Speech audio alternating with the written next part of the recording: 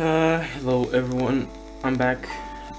It's been quite a while since I posted my last video, but that doesn't really matter because I'm here with a new one. Yes, this video is one that I've been particularly excited about. It's actually been a cool idea for like the past few months, but I just haven't been quite able to make a story that I like quite, but I have finally come up with a great one, and I'm here today to give it to you all. Now this is a movie, of course. Unfortunately or fortunately, I don't know for who, I will be discontinuing the Hatake series because there are quite a few reasons. Probably the main one is the fact that the character is going nowhere. I mean, I wasn't enjoying doing it, but this will be kind of the Avenger to the Hatake series. Has sort of a similar vibe, but not really. Again, thank you so much everyone for the support on my last movie, on the last video, Kuruma's son. I mean, this is like amazing. We reached like 232k views on the Madara movie. This is just insane. Like, thank you so much everyone, and we have finally reached 6k in such a short amount of time. I'm sure other channels moved a lot faster, but for me, I never imagined that 6k in just a few months, you know. Thank you so much everyone, but let me stop with the jibber jabber and let's get on with the video. So this is gonna be, what if Naruto had the Jogan and became a mist ninja? I know the title is weird, but bear with it. So the whole Nine-Tails attack happens as canon, but this time, along with Naruto, two other children are born. Their names are Menma and Ayumi, or Naomi. I can't figure out a name. But Naruto is a child with spiky red hair and blue eyes. Menma is literally how Naruto looks, and Naruto doesn't have whiskers. And I'm talking about the Naruto in canon. Okay, now I'm confused. Alright, so Naruto here in this AU has spiky, he basically looks like this, but with blue eyes at this point. Menma looks like Naruto in canon, and Ayumi looks like female version of Naruto from canon with whiskers. Both of them have whiskers, but Naruto doesn't. This just happened, you know, genes. So when Minato decided to seal the Nine-Tails, he decides to seal it into Naruto since Naruto has red hair, and that means he's got the most Uzumaki genes, and you know, he does that. And the whole sealing process happens as canon. Minato and Kushina get pierced, but this time, when Naruto with the Nine-Tails got sealed into Naruto, Naruto's eyes both turn blood red with a slit in them, and then one of them, just for a second, turns into like a bluish gray eye. But we'll talk about that later. But then the eye disappears, and then Naruto's eyes both become red. Basically now he looks exactly like this, but the baby version. And you know, Kushina, when Kushina and Minato, they were pierced, but Kushina still had some chakra left. Come on, I don't believe that, you know, Kushina ran out of chakra. She's Uzumaki, like, practically can't run out of chakra. So in here, Kushina poured her last chakra reserve into Minato to save his life, because she didn't want their children to be raised without a family, and she knew how hard the life of a Jinchuriki is. But she's gonna realize that she made the biggest mistake of her life by saving Minato. But more into that later. So Kushina dies, and Minato survives. And Minato wakes up one day later and realizes what happens. He remembers that, you know, he got this sudden burst of power, and, you know, then passed out. He understands what Kushina did, starts crying a bit, You know, then he sees the 3 children next to him on his bed. I'm not gonna do some weird stuff like, oh, Danzo kidnapped the Jinchuriki. I'm just gonna say that Danzo is unaware of who the Jinchuriki is. Somehow. I'll just say root members weren't there. So yeah, Danzo has no idea who it is. Sorry, this Sprite is just amazing. But, you know, Minato remembers who the Jinchuriki is, looks at Naruto, and then sees the blood red eyes with a slit in them.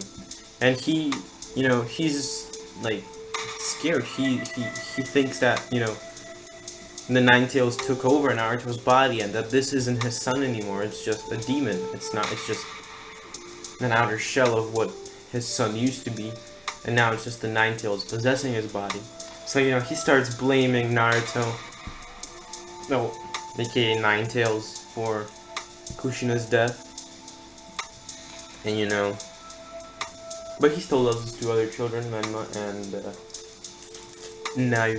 Ayumi. So, we're gonna do a time skip. I absolutely love time skips, and there's gonna be a lot of those here. Like, I'm telling you, so many.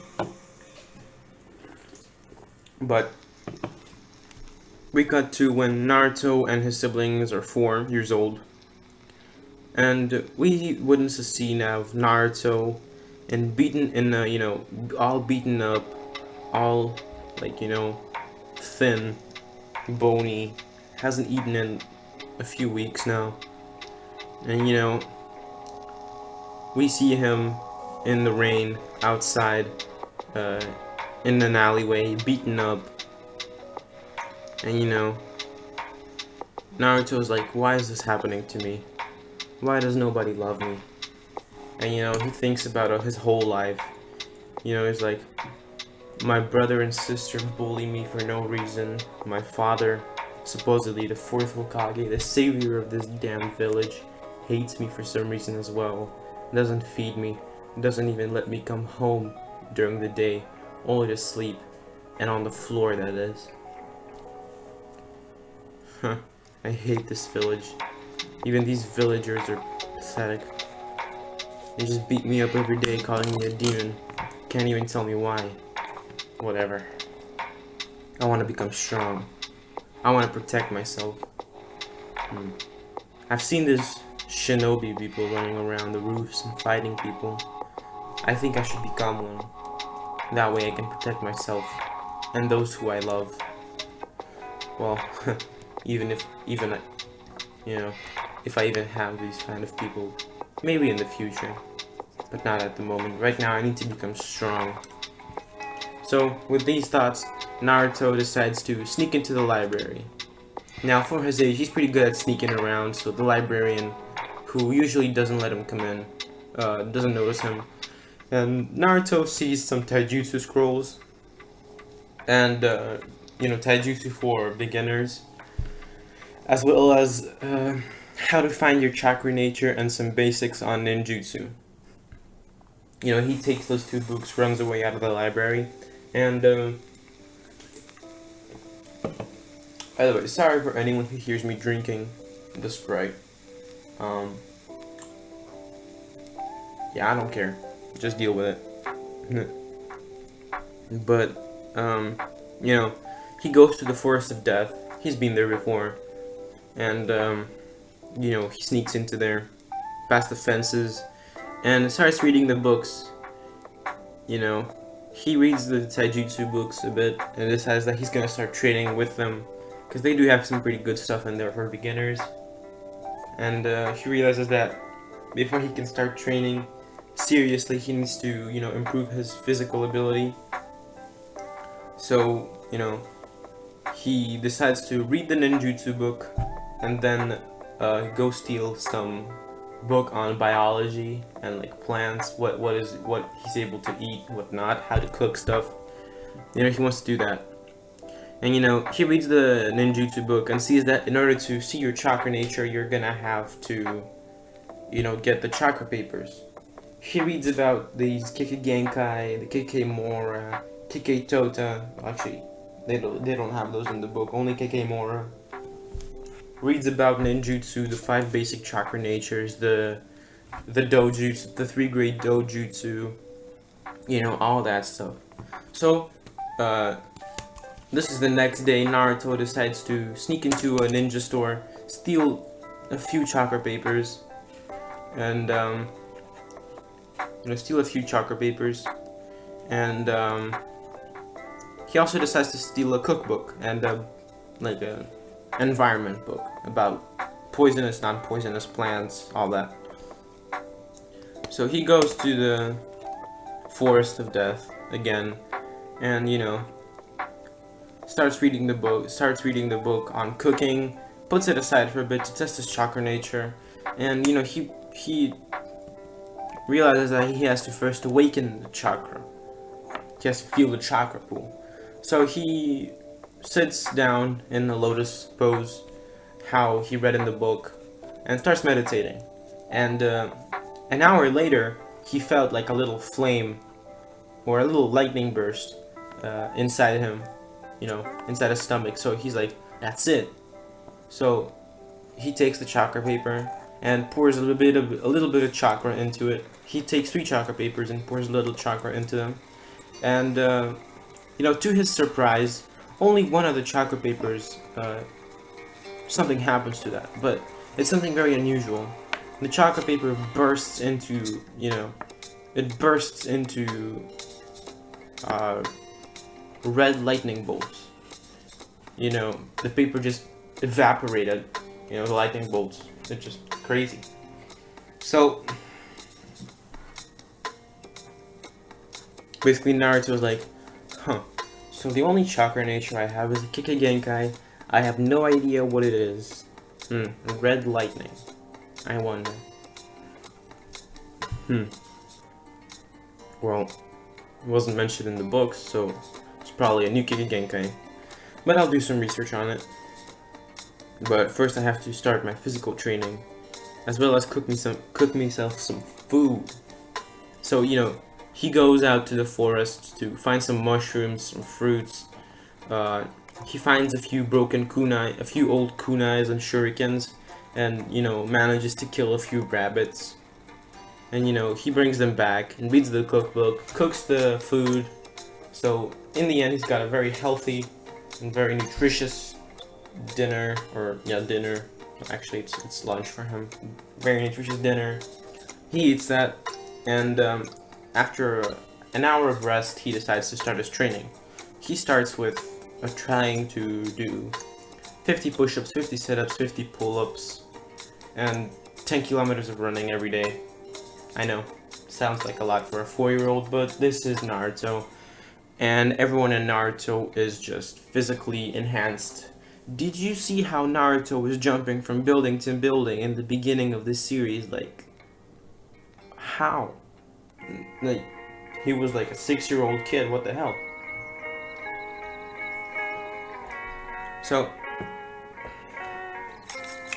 we cut to a few months after these events, and Naruto is training. He can now do 70 reps of everything, of all the exercises. He started the taijutsu book, and he's on like the first level of the taijutsu chapter. He's also trying to do something with his ninjutsu, but, you know, he hasn't been able to do anything. And, you know, well, he's actually been able to do something. He actually managed to steal a scroll of sealing from the Hokage's office. And, not steal it, just read it a bit. And, you know, he found the Shadow Clone Jutsu. And, actually, he also found a few lightning techniques, not in the scroll of sealing, but somewhere else. You know, he also saw the Rasengan and the Flying Raijin techniques, but he just felt disgusted by these techniques, you know, since he doesn't want to have anything to do with his family. Even though he knows that these techniques are strong, he wants to make his own techniques and wants to become strong by himself, not using his supposed father's technique. So he steals the scroll for the ninjutsu called Lightning Hounds and the Lightning Bullet. You know, he's been trying to recreate those, but because his Kikigenkai, it hasn't really been working that much, he's been only able to produce red lightning bolts, which aren't that bad, but when they touch something, they completely incinerate it. Like, yeah, it's just overpowered, even at this stage. So one day he's training, and two shinobi are in the trees watching him. Now, these two shinobi, one of them is wearing a very weird green jumpsuit with a very, very bad haircut. And the other one has very weird hair, white, like gray, no idea how it stands up, probably a lot of gel, but one of his eyes is covered, and he's also wearing a mask. And you know, these two shinobi stumbled on Naruto by chance. They were just walking when they saw a red-haired kid walk into the forest of death casually and just start running on trees. Now, during this time, Naruto has also mastered chakra control to a degree. He can walk on trees, run on trees, and also somewhat walk on water, but he can't really sprint on water yet. So, you know, they like, whoa, this kid is pretty strong. And, you know, Guy is like, well, you probably guessed who this is. So Guy is like, this child, the power of youth runs strong within his blood. Kakashi, my eternal rival. We should help this child in his training. What do you say, old friend?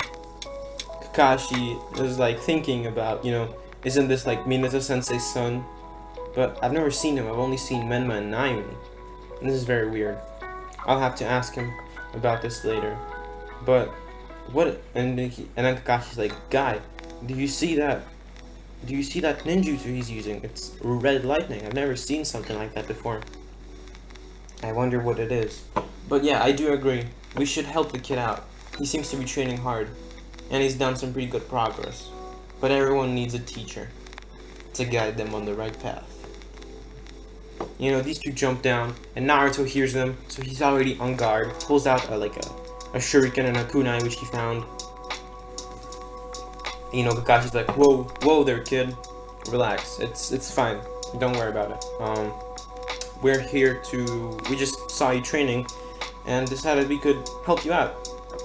You know, we're Jonin on the Leaf, so we're Jonin of the Leaf Village. We can help you. You know, Naruto isn't very trusting of them at first. You know, because usually Jonin of the Leaf Village beat him up. You know, he's like, how do I know that you're not here to beat me up again? And Kakashi's and Guy are like shocked. Beat you up? Why would we beat the Hokage's son up? Naruto's like, Naruto, you know, smirks and he's like, huh, that never stopped anyone. That fact never stopped anyone before. And plus, don't call me that bastard's son. I don't even want to be considered a part of his family. It's disgusting. You know, Kakashi's like, but why? Minato Sensei always loves his children. That's what he tells me. And you know, Naruto's like, huh, you really believe everything people say? Huh, you really should be a bit more careful, eh? Kakashi of the Sharingan. And Kakashi's like, oh, so you know me? Naruto's like, yeah, who wouldn't know you? And also, the green beast of Konoha. Huh. Probably the two strongest Jonin here. So, what do you want from me? Kakashi's like, and then Guy's like, oh, young one with the power of youth, we want to help you with your training. Naruto's like, what the hell's up with that weird catchphrase? I don't like it, but sure, if you want to help me. And you know, that is how the training begins. So basically how their training goes is that Guy, he decides to not teach Naruto the 8 gates since it'll be it's not for Naruto. But he does teach Naruto the highest level of taijutsu anyone could master, the most unpredictable style. Since Naruto is, he might not look it at the moment, but he has very, very dense and very lean muscle. So he's not bulky, he's not very thin either. So you can see the muscle, but they're very dense. And so this actually gives Naruto a lot of agility and speed. So Guy, you know, thinks that, you know, if he teaches Naruto a certain style, then he'll be unstoppable. And he teaches him the unpredictable style. That's what I'm just gonna call it, the unpredictable style. Yeah, that's just how it's gonna be called, the unpredictable style. Wow. Now this style is just basically drunk Rock Lee, but not drunk and not funny. You know, you can't predict his moves like at all. You just don't know what's gonna happen. Each move is different from the other. So no, there's like combos at one point, just stopping at the other point. You know, it's very unpredictable again. It's probably one of the most powerful taijutsu styles. And Kakashi, he asks Naruto about the Kikagenkai, or about the red lightning, and Naruto says, I have no idea what it is, but it's the only chakra nature I have. And you know, Kakashi's like, how does it work? Naruto says, it's pretty similar to the regular lightning, but it's a lot more powerful. You know, let me give you a demonstration, Kakashi. And, you know, so he does the hand signs for a lightning bullet, and a little lightning bolt, little red lightning bolt comes out, and this little lightning bolt heads towards a tree, and this causes a giant hole, a giant crater in the tree, and you know, just pierces through the tree completely, almost destroys it, you know, makes it fall over. Kakashi's like, what? Wide-eyed. He's like, what? And that wasn't even the complete form of a lightning bullet. Naruto's like, I know. It takes a lot of chakra out of me, so I need to, you know, make my chakra control better and also increase my chakra reserves. And you know, there's exercises for that, but Kakashi says that, well, there is exercises for both of these, but you're also gonna need to grow up in order to, you know, expand your chakra pool. But chakra control is a bit of a lesser problem. I can see that you all can already walk trees and you know, kind of walk on water, but we're gonna have to do something better on that. And yeah, so we do another time skip to when it's a 1-year time skip. Naruto is 5 at the moment. You know, Naruto is at the moment sneaking around Minato's office. Minato's asleep in his bedroom, and you know, he finds some old Fuinjutsu scrolls of his mother. He knows who his mother is and what happened, but he still hates his father. You know, he doesn't understand why, you know, what the hell. But, you know, he finds a few Fuinjutsu scrolls, steals them, and decides to study them. You know, he does this privately, without Kakashi and Guy. Kakashi and Guy still train him, and you know, they're kind of like, it's not of a sensei-student relationship, it's more of like a buddy old pal relationship, you know? They're kind of friends. And you know, Naruto is extremely mature for his age, he's gone through a lot, so it's very easy for him to, you know, talk with older people. And you know, Kakashi and Guy enjoy the company. You know, Naruto participates in their little rivalries, so now they're like the 3 rivals. You know, they're pretty good friends, as well as senseis and students. You know, and so we do another time skip of about 6 months. Naruto's like 5.5 now, 5.5, and you know, he's about mastered 25% of all Fuinjutsu. You know, I'm just gonna name it like that, 25% of all the Fuinjutsu. He's mastered all the scrolls he's stolen, and that contained like the easiest Fuinjutsu, like the beginning level. Like the levels go by 25%. The first 25% are the easiest, like the basic sealing techniques, as well as some complicated seals. And the next 25%, meaning 50%, is a bit harder. 75% is master level. 100% is clan secrets. Super strong sealing techniques that no one could imagine, basically.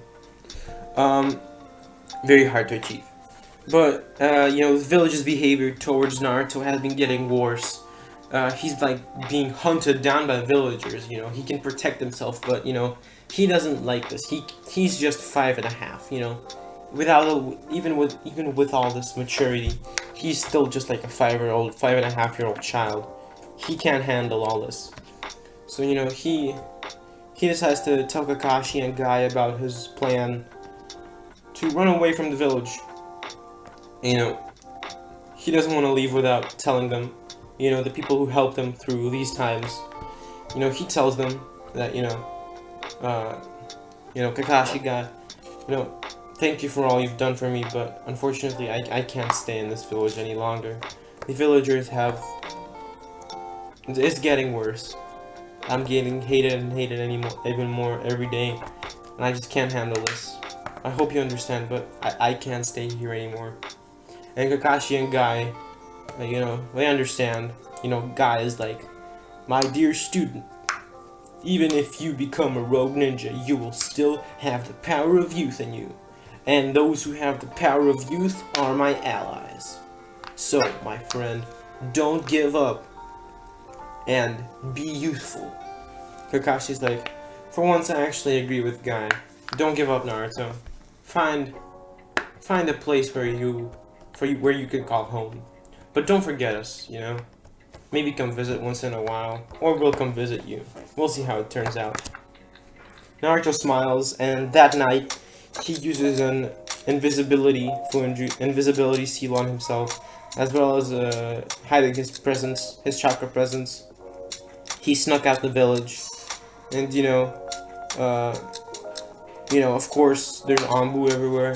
So, about a half an hour later, they go report to Kakashi goes to report to Minato that, you know, half an hour later on purpose, to like, oh, Minato-sensei, the Jinchuriki has escaped the village. You know, he does that to cover for Naruto. And, you know, Minato's like, what? Go after that monster. We need him. We need the weapon. And, you know, Kakashi, again, is like, what the hell, Sensei? This is your son. Whatever. And, you know, he goes to gather the Anbu squad and leads them to a completely different direction. Now, Naruto, along with Guy and Kakashi, talked over his plans and where he's gonna go. And Naruto is starting to head towards the land of Whirlpool. You know, the Uzushio Gakure. But Kakashi and the Anbu, yeah, they went towards the land of waves, towards like the Hidden Rain Village. Yeah, that's where they went to see there. And you know, let's cut to Naruto, because the Anbu will not be able to find Naruto. So Naruto arrives 4 days later at a dock, and you know, he does a transformation jutsu to make himself look like a traveler.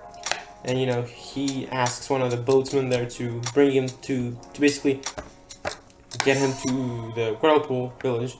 And you know, the dock, the salesman is like looking at Naruto with like distrust. He's like, you know, why do you want to go to that place? It's been abandoned for years. Nobody lives there. Naruto says, I know that nobody lives there, but I'm a traveling merchant. And, well, I'm not going to tell you everything, but I need to be there. Just get me there. And the boatsman is like, well, whatever. It's kind of dangerous, but you'll have to pay up, you know? And Naruto's like, that won't be a problem. And he gives the man, and I don't know the Naruto currency, it's Ryo something, but I don't know what it translates to. I'll just say that 1 Ryo is $1.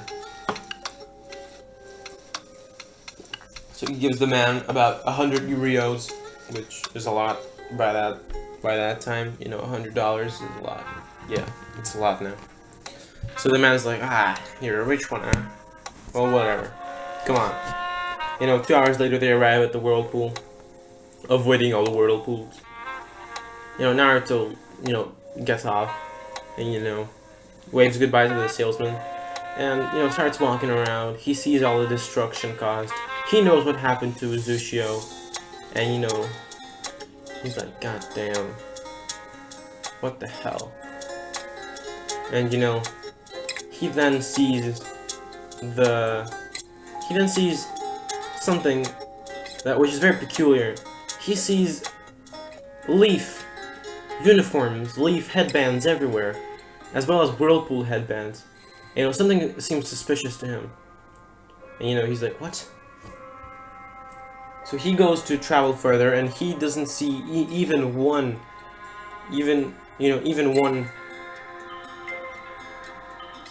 mist or stone headband.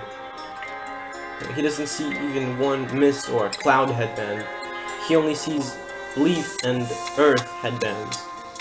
Leaf and stone headbands, you know, as well as some whirlpool headbands. So something seems a bit sussy to him.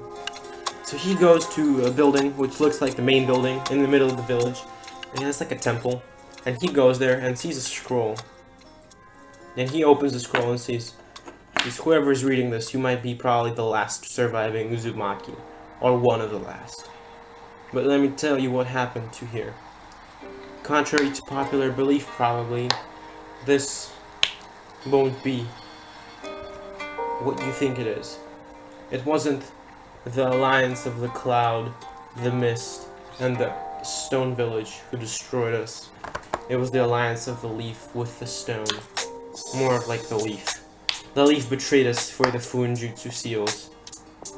And the stone just went along. And you know, basically telling what happened. And Naruto, like, you know, is like super mad, you know. He's like, so the leaf is even worse than it already was. Huh. Well, I'll do something about that in time.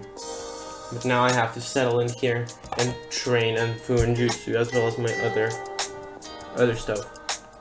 So, you know, he walks around the village, sees more destruction, and finds a house near the outskirts of the village, which is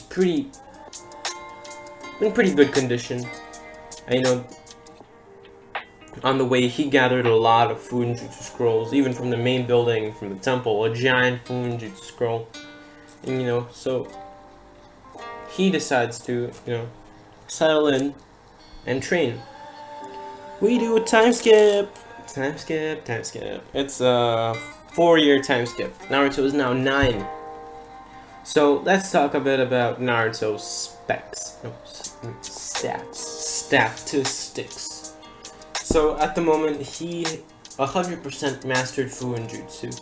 Now by 100% mastered Funjutsu, I mean he's tried all of the Funjutsu techniques that ever existed, and they all work. That doesn't mean he's 100% good at them. You know, he can create the barrier which held the tentacles. I don't remember how it called, the four crimson beacon formation or something like that. He can create that by himself without needing 4 people, but it's not very good. It's not very durable. He just needs to practice a lot more. His chakra reserves have, oh yeah, those are high Kage level, and they'll increase in time. Yeah, just a little.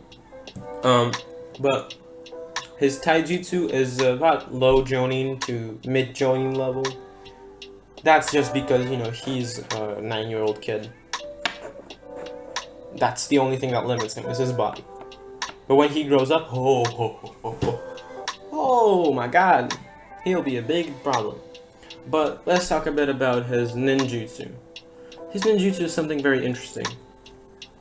Now, his red lightning, he has mastered techniques such as Chidori, Chidori Stream, Lightning Blade, Red Hounds, Red Dragons. This jutsu just summons 3 or more red dragons, which just come at the opponent and, you know, incinerate them. He's also mastered a jutsu which he created himself. It's called Shenlong. Now, Shenlong in Chinese is the name of the Chinese red dragon. Basically, it's just the red version of Kirin. A lot stronger. Enough to wipe out a village. Yep, 1 jutsu, 1 village. Basically, that's how powerful it is. And, yeah. I actually did some research. Shenlong is the name of the Shenlong. But, you know, he's also mastered something else. He actually found out that, you know, he's able to create weapons out of chakra, and they're like neon red glowing, and, you know, of course, these weapons do take a lot of chakra out of him, but he can create a few swords, a few axes there and then. And these axes and swords are pretty strong, but they're not as good as a fine sword made in the land of iron. But he has a theory that the more he trains with this ability, the better the weapons become. And this ability is very helpful for him, since he doesn't need new kunais, new shurikens, new swords every time he uses them. So that's very handy. But now, probably for the most important ability, he's actually found out that he has a dojutsu. Now, when this dojutsu activates, basically one of his eyes turns gray on the, light part and blue on the, iris. I think that's how it's called. Basically the JOGAN, and he decided to call it the JOGAN. Now, the way he unlocked the JOGAN is that he was sleeping one day. He was having his daily portion of nightmares again. About how the village treated him, about all the hatred. And he woke up and he had this eye. And what a coincidence, there was a mirror next to him. He looked in the mirror and saw the eye, and he's like, oh shit, I have a dojutsu.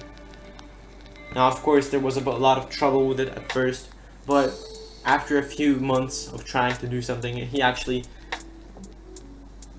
got a few abilities. Now, he found out that he has a chakra sensibility, more of like the Byakugan. The way he tested it out is that they're animals. He saw like the chakra pathways of a squirrel, like a cat, a dog, something like that, of a bear. And another ability which he kind of mastered is an ability which I made up myself for the JOGAN, because there's not a lot known about it, but it's pretty overpowered in my opinion. Basically, it's called polarization reversal.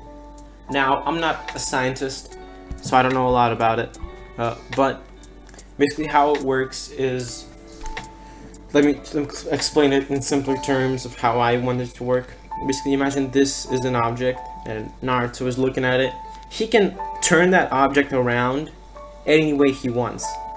So this might not look as powerful, but just imagine what he can do.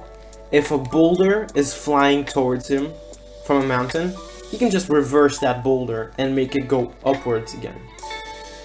He can reverse the kunais headed towards him. If there are 10 kunais headed straight for him, he can just reverse those kunais, make them stand in place, make them go right, left, or back at the opponent again. Same thing goes with jutsu. He can reflect anything, or reverse it, or just deflect it, or cancel it. If a majestic destroyer flame is headed towards him, he can send that thing back. Or he can send it up, down, left, right, anywhere. It's the same. If someone's like holding a kunai to his head, he can just turn that person around, and now he's the one that's holding the kunai to the person's neck. Like, this ability is overpowered. Like, I am not joking. It's super overpowered. Now there's one more ability that he'll have in time. Pretty powerful as well, but doesn't have it yet. Now, he's also found out that, when he can also do this. Now, this is a bit of my fan art. This image is not mine originally. This was Minato with the red hair, with yellow hair, blue eyes, nothing like that. I just gave him red hair, one red eye, the JOGAN, and the karma. This is how his karma looks. Now, you're wondering, why the hell does he have a karma? Like, he didn't defeat any Otsutsukis. Well, let's talk a bit about that later. I'll explain everything as this movie goes on. It'll all be explained. But he found out that, when he's super focused on something, it's basically a power. This karma does not give him new abilities like a horn, at least not yet. You don't know. But basically, this just gives him a super strength boost, speed, reaction, strength, chakra, ninjutsu, taiju, everything. He is just becoming 100% so much stronger, but nobody possesses him. Now, Naruto is able to tap into this gray karma. He calls it karma for some reason, just convenience. He can tap into this gray karma mode whenever he wants, and he's only been able to turn that gray karma into a red one only a few times, and that was under emotions, you know, when he was super motivated of training or like super angry at something. But he theorizes that there's one more stage which he hasn't been able to tap into, but he theorizes that it's very powerful. Now Naruto has found out that he's the Jinchuriki, you know, he's become smarter, you know, he's realized that, you know, his mother died, everything, why it happened. So he's wondering where the Ninetales is, but he hasn't been able to talk to the Ninetales, and it's very weird. You know, for him, he's like, what? Maybe, I don't know where the Ninetales went. Like, where the hell is he? But, you know, it's very, very weird. But more on where the Ninetales went later as well. So, also, his Bukijutsu is Jonin level. Not Itachi, but Jonin. You know, come on. That's the power. But, you know, after 4 years of harsh training in a deserted village where there's no one, Naruto decides to leave. And I'm gonna go back to this image because this is a bit of a younger Naruto. This is gonna be how he looks later. I found this image somewhere, not mine. None of the images are mine. Again, nothing. I don't create images. I maybe edit them. Like I made this guy have red eyes, not blue. Yeah. So he decides to leave Uzushio to search for actually a Kenjutsu master, because, you know, contrary to popular belief, I'm gonna say here that the Uzumaki weren't that strong in Kenjutsu. Like, they were strong in it, but, you know, Naruto did look at the Kenjutsu stances, and he didn't really like the way they were. So, you know, he, decided to go search for a Kenjutsu master. And, you know, he leaves Uzushio, goes back to the mainland, and starts wandering around. You know, he goes to the hot spring village, where I think Hidan is from. He doesn't find anyone there. You know, he's wandering around the land of fire somewhere, going towards the hidden waterfall village. And when he arrives there 1 month later to the hidden waterfall village, he actually is just walking, and when he senses someone's chakra, and, you know, he's like, what the hell? So, whoa, 1 sec. It's kind of cool. Okay, whatever. My bad. I just found a pretty cool picture. But, you know, he senses a bit of chakra and decides to hide his presence and go in a tree. And, you know, he is like looking down and sees a man who looks like a human mummy carrying around a giant sword on his back, along with a girl, but he knows it's a boy since he activated his JOGAN, and with a boy with long black hair wearing a mask. And, you know, these guys are just walking around, talking to each other about life. And, you know, Naruto is like, oh, so that's Zabuza Momochi. Huh. He can be a perfect Kenjutsu master. He's one of the 7 ninja swordsmen of the mist. Huh. I should talk to him. So Naruto jumps down, and, you know, Zabuza and Haku are already on guard. Like, they already have their weapons out. Haku's already created some ice spikes. And Naruto's like, whoa, I'm not here to fight. I'm here to talk to Mr. Zabuza. And Zabuza's like, huh, kid, what do you want from me? Are you like an assassin sent to kill me or something? Tough luck. You aren't gonna be able to. You're just a weak little kid. But Naruto's like, well, Mr. Zabuza, that seems to be my problem at the moment. I am just a weak little kid. But with your help, I might be able to become a little bit stronger at my Kenjutsu. And Zabuza is like, so you want me to make you my apprentice or something? Naruto says, exactly. And Zabuza is like, huh, you really think I'm taking apprentices? Die! And Zabuza just launches at Naruto, But Naruto creates a giant sword that looks kind of like Zabuza's, but not really. Like a giant sword, the one that you see knights wear. And he just swings that thing around and almost cuts Zabuza to two pieces. But, you know, Zabuza blocks it with his sword, and Naruto's sword breaks. And he's like, Zabuza's like, what? What the hell was that? Where'd you get that sword from? Naruto just created a little smaller katana, and he's like, that doesn't really matter, Zabuza, Mr. Zabuza. Please train me in Kenjutsu.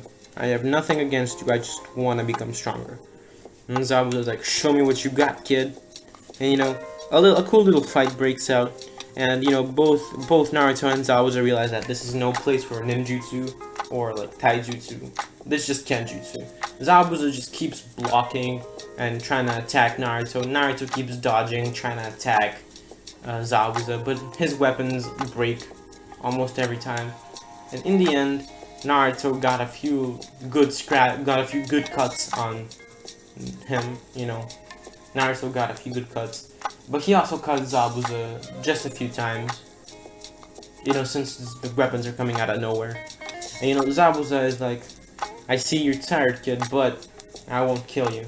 I see you've got some potential. Your style is very weird, but I think you can improve on that. And your weapon Kikigenkai, if it even is that, is very, very powerful, but your weapons don't seem to be that durable. Why is that? Naruto says, well, I just need to practice with them a lot more so that they become very strong. They can, just not yet. And it also takes a lot of chakra to create a new weapon, depending on the size and scale. And Zabuza is like, well, alright. I agree to take you in as my student. And that is where I'm gonna leave off this part of the movie. Alright guys, this is part 2 of the movie. The quick disclaimer, the audio quality might not be the best, and I'm honestly very, very sorry about this. But unfortunately at the moment I do not have the resources necessary to get myself a new microphone, but you know, better audio quality, 95% sure is gonna come pretty soon. But just please bear with this at the moment. This is the best I have. But yeah, basically Zabuza decides to take in Naruto for training, as I mentioned in the last part. And before I talk about Naruto's and Zabuza's training, I want to talk about I want to do a little time skip backwards. Basically talking a bit about how Minato felt after Naruto escaped. And you know, Minato, it's like, you thought he's gonna have a redemption? You thought he's gonna regret? You actually thought that? Hell no. Minato did not care. He did not give a single crap about Naruto. Again. But he was wondering, why the hell couldn't the Yamanakas and the sensors register the Ninetales chakra?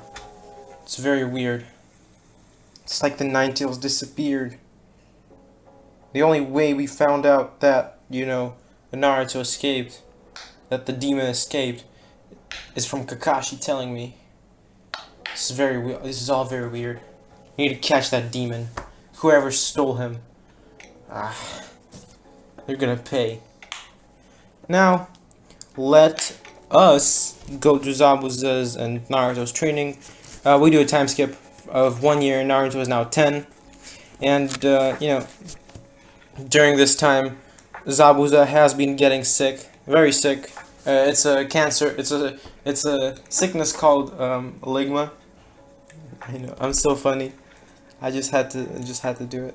But it's a very serious sickness called ligma. It basically makes your balls fall off. No. It has some very major symptoms which are life-threatening. Some of them include a tumor in the heart, and your balls falling off. Very serious. But Zabuza decides to not tell Naruto that he has a very crippling case of ligma. So, because, you know, Zabuza thinks of Naruto as a little brother, kind of. And Haku is his little brother as well. But, you know, one day, they're just chilling in a cave somewhere when 50 bandits attack. And, you know, Naruto, Zabuza, and Haku get split. Naruto is a bit further away from Haku and Zabuza, who are fighting together. And, you know, Naruto is just going off on these bandits like it is not funny, bro. He just summoning giant executioner's blades out of nowhere, scythes, you know, giant long katanas. Like, if you didn't know, Naruto doesn't need to know the weapon specifically. He has imagination. He can create a katana that's 100 meters long and just swing it around, decrease its weight for himself, make it heavy for others, and basically chop down an entire army by just spinning in a 360-degree. Like, that's just how overpowered he is. It's just insane. You know, Naruto's just sending out red lightning bullets everywhere. Giant swords, kunais, axes flying everywhere. Like, in a split second, he killed 10 bandits. Like, it's not even funny. But, you know, he keeps chopping down bandits, trying to get to Haku and Zabuza. And, you know, when all the bandits are dead, he sees that, you know, after some time, he sees that Haku and Zabuza are both lying on the ground. You know, he runs up to them and sees that they're both still alive. He's trying to bandage them up, you know, trying to help. But, you know, Zabuza reaches to Naruto and says, "Naruto, don't. I've been holding back on telling you this, but I've been suffering from a very great case of ligma. And, Haku won't make it either. I'm gonna die soon. I will ask you to do some things. Please, bury me and Haku along with this sword. I don't think you really need it, since you can make one anytime. Naruto, after you do this, please go to the Mist Village. Become a Mist Shinobi. You told us about your backstory, and you need a place to call home.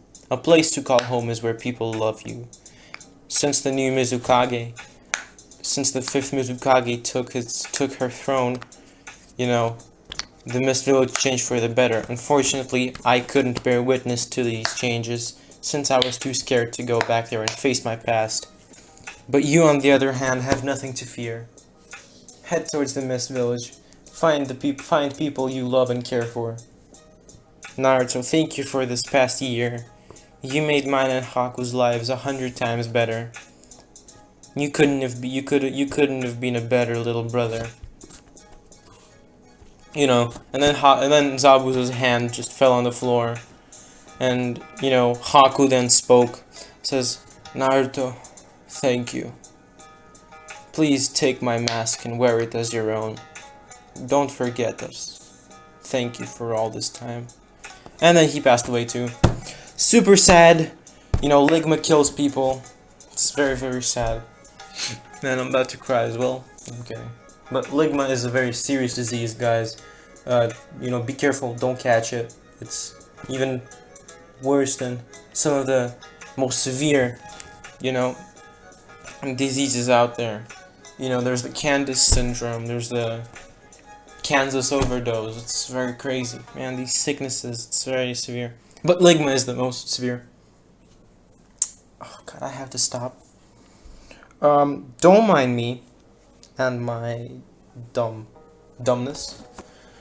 But you know, Naruto took Haku's mask, put it on himself, buried Zabuza and Haku along with the executioner's sword. Not like last time, not like in canon where Kakashi just put it in the ground. No, he buried the sword. Nobody can find that thing. You know? Because he don't want nobody to take his master's sword. You know, during his training, Naruto is now super overpowered. He's boosted all his stats. He's now high Jonin, taijutsu, Kage level ninjutsu, Bukijutsu better than Itachi, 101% master Furin Jutsu. He can do anything, bruh. He can make a nuclear explosion by just writing one letter. Like, it's crazy. You know, it's just incredible. His Kenjutsu, oh my god. We don't even need to talk about that, bro. 7 Ninja Swordsman ain't even a thing no more. Like, he combined Zabuza's style with a style he created himself, the Whirlpool style. I'm just gonna call it Berserk Whirlpool. It's a style compromised of a lot of spinning, and you know, it's with giant swords, basically. But Naruto, after a week, is walking in the hot spring village forest, and you know, he sees one mist shinobi getting overwhelmed by 5 cloud shinobi. And you know, he sees the mist shinobi getting stabbed somewhere near her stomach. So you know, he does the first thing possible. He decides, you know, since I'm going to the mist village, I think I should help this. I think I should help this ninja. So he just does the first thing imaginable. He reverses 3 out of the 5 upper bodies of the Cloud Ninja. How that looks is just imagine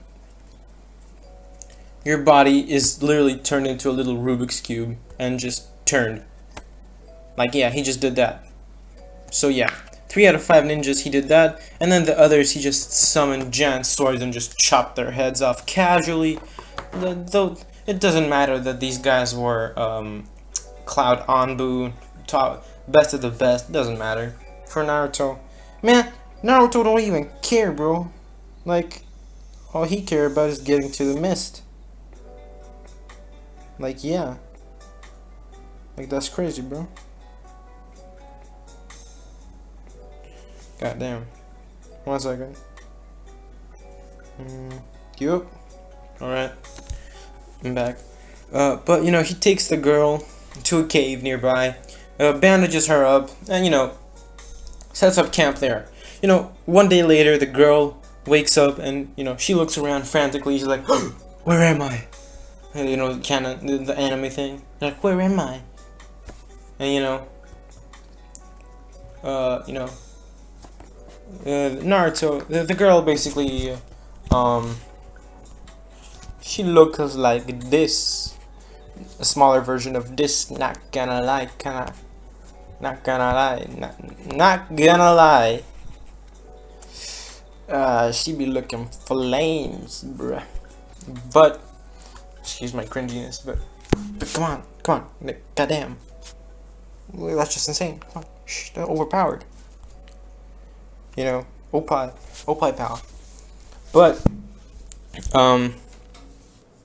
you know, she's like looking frantically around the room, and you know, Naruto walks in, and you know, she lays back down quickly to pretend that she's asleep.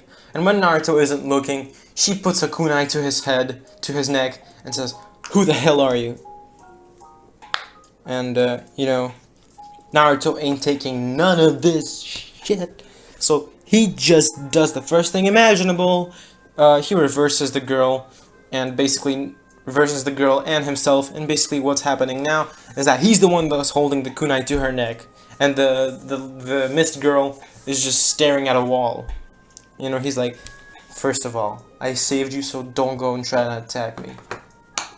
Doesn't matter who I am. Go lay down and rest. You know, the girl gulps down and just sits down. You know, she's like, why the hell should I listen to you? And, well, she says that before she sits down. And Naruto's like, well, two things. 1, I'll kill you if you don't. 2nd, I'm headed to the Mist Village as well. So, it's beneficial to us both, I guess?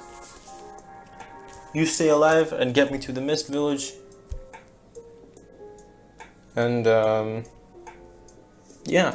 He's like, huh, so if I run away, you won't be able to get to the mist. Naruto says, oh, don't worry, I'll be able to get to the mist using a map. It's just, I don't need a map if I have you. So the girl just like, you know, puffs her cheeks and is like, whatever. And she's like, why do you need to go to the mist? And why do you have an Anbu mask on? And Naruto says, that shouldn't be of your concern. Now, rest up and then we're moving out. You know, 3 days later, they do eventually move out since the girl's better. And you know, they arrive at the village in 2 days. And you know, they arrive at the village gates and 10 Anbu appear. 10 Anbu appear. And you know, they try to apprehend Naruto, but they can't, since Naruto keeps reversing them and just reversing himself, reversing everything, so that they can't catch him. And he's like, I want to see the Mizukage. And the Anbu are like gulped down because of his bloodlust that he's emitting. The key, bruh. But, you know, they're like, come with us. And you know, at the Mizukage's office, you know, the girl who was next to him, she's like, Sister May! And the Mizukage is like, Akari-chan! And they're like screaming and they're like holding hands and jumping around. And then the Mizukage is like, I'm so glad you're alive. When I heard that Cloud Ninja were hunting you down, I felt so scared. But how did you make it out of there? I mean, you are very powerful with your Kikigenkai and all, but how did you beat Cloud Shinobi who are very, very skilled? And you know, Akari-chan,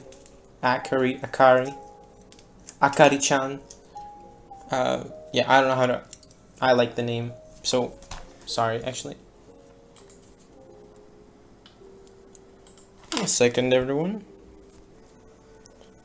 Okay, so the name Akari-chan isn't permanent. In the Discord server, we're still discussing it. Kind of. Nobody's still responding. But, bear with Akari-chan. I'll change it if somebody wants to change it. But yeah.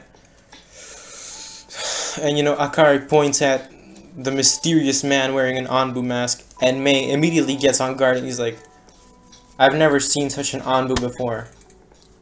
Who the hell are you? And Naruto is like,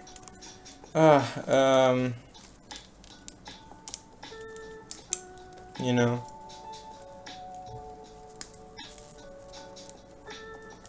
Naruto's keeping silent, and the Mizukage is like, whatever, take the mask off. And Naruto slowly takes his mask off, and people are prepared to attack, and then they see this. They see this. They see this boy. This boy. This boy. And you know, Akari-chan immediately blushes. But more on that later. And you know, Mei is like, oh, alright. Why the hell do you have an Anbu mask?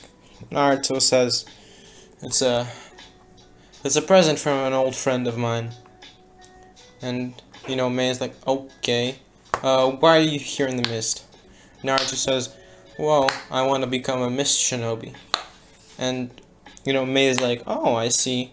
But how can we trust you? How do we know you're not a spy from a village like the Leaf or the Stone or even the Cloud? And Naruto's like, how? I wonder how. And then, you know, he tells them all his backstory. And, you know, they all feel sorry, so they know that he won't betray them, and that he's been looking for a place to call home all this time. And, you know, Akari-chan even shed a tear and went to hug Naruto, but Naruto just reversed goddamn. Just reversed her body, and, you know, she just started running towards a wall. And, you know, the Mizukage is like, well, alright, but you seem strong, but I want to actually test your ability. Now, since you're wearing an Anbu mask, I'm guessing you want to become an Anbu? Naruto says, yes, ma'am. And actually, yes, Mizukage.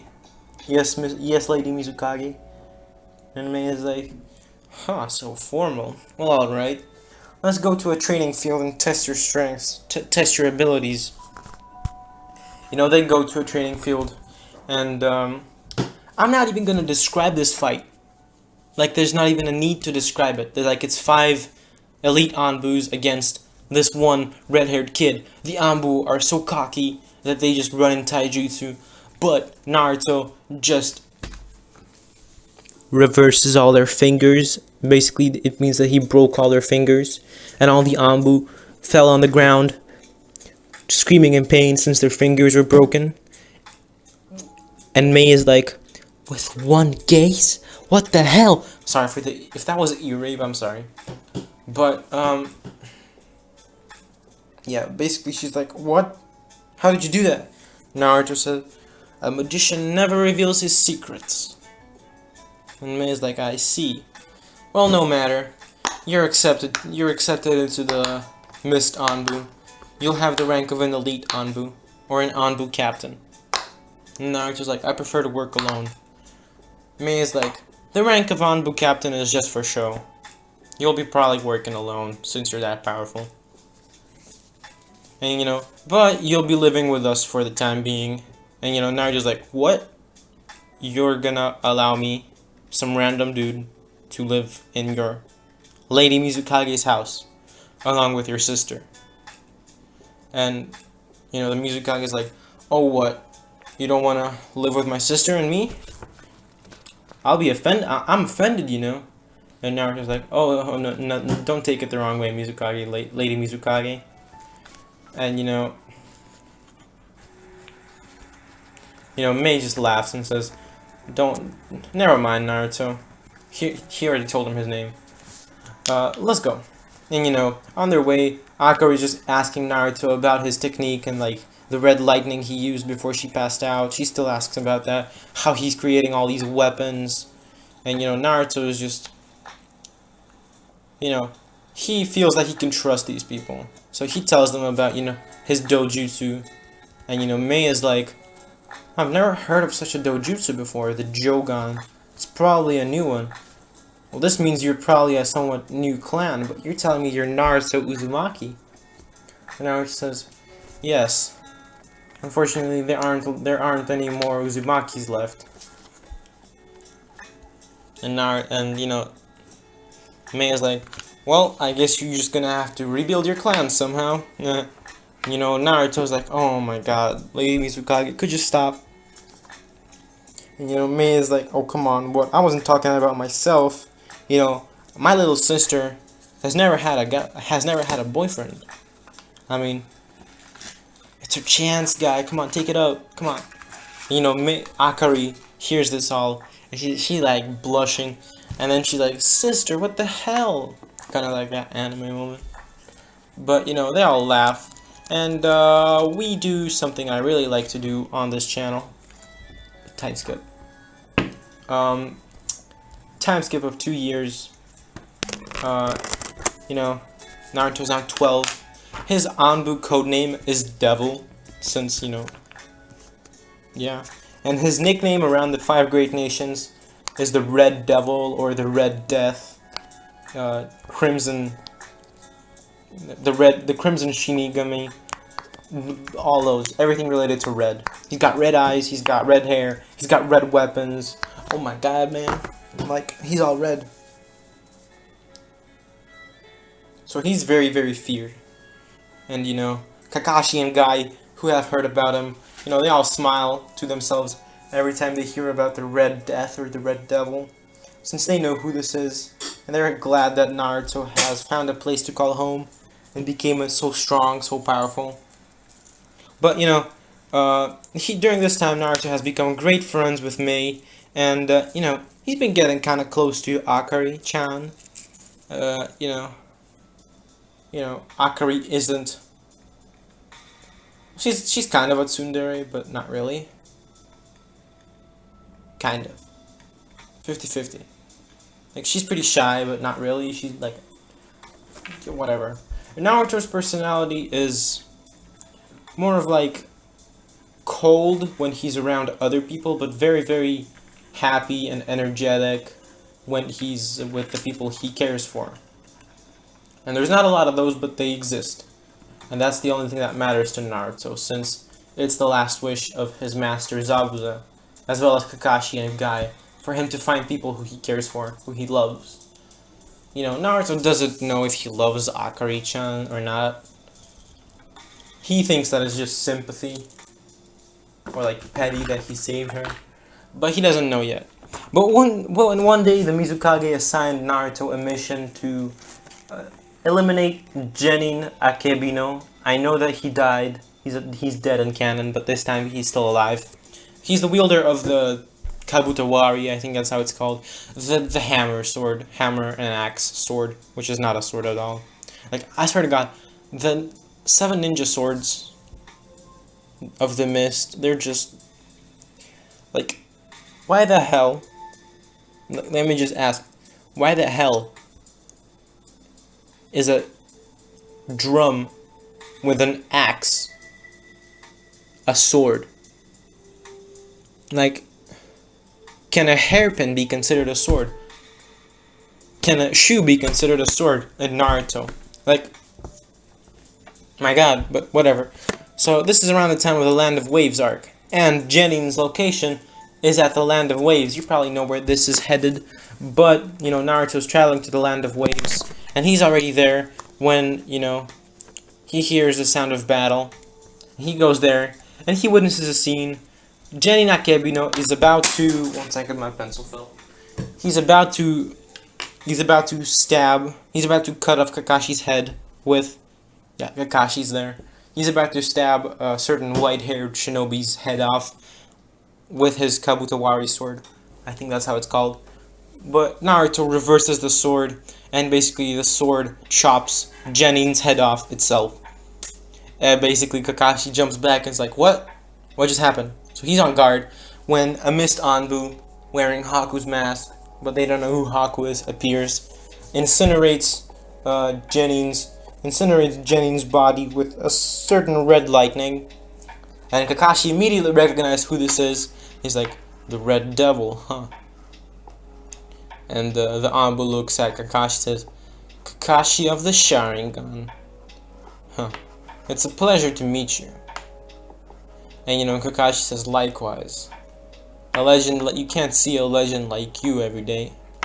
But the kids next to Kakashi, who are Menma, Ayumi, and Sasuke. But, you know, that's Team 7. But, you know, Menma wasn't so quiet, didn't want to be so quiet. He's like, hey you, whoever you are, give me that sword. I'm the Hokage's son, so you should be on your feet right now. On your knees, peasant.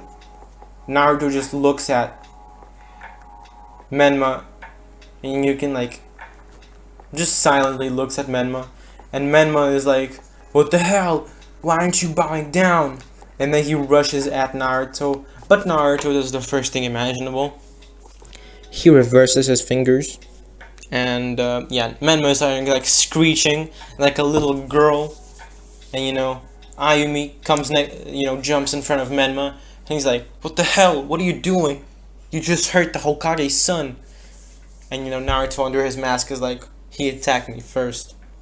And you know, Naomi's like, that doesn't matter, he's a Hokage's son, you should have allowed him to kill you. It's the greatest honor, isn't it?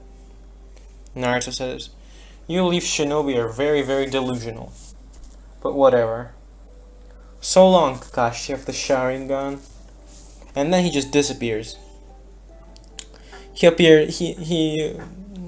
at the Mist Village, we see the Red Devil appear in the Mizukage's office, saying, Lady Mizukage, the mission was successful. And you know, he unseals the sword, as well as Genin's headband.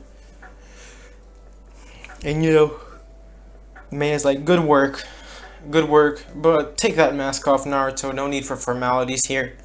And you know, Naruto, yes, Lady Mizukage, and he takes off his mask. And you know, that's when how do you call her? Akari-chan comes in, and you know, she's like, hey, big sister, what's up? You called me? Oh, hey, Naruto.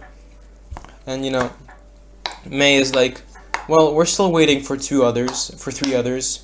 And 2 minutes later, A knock on the door is heard. Mei said, "Come in." That's when Aoi, Chojuro, as well as a random dude who I don't care about, come in. He's about Naruto's age. They all come in, and Mei is like, "Well, I've gathered you all here today,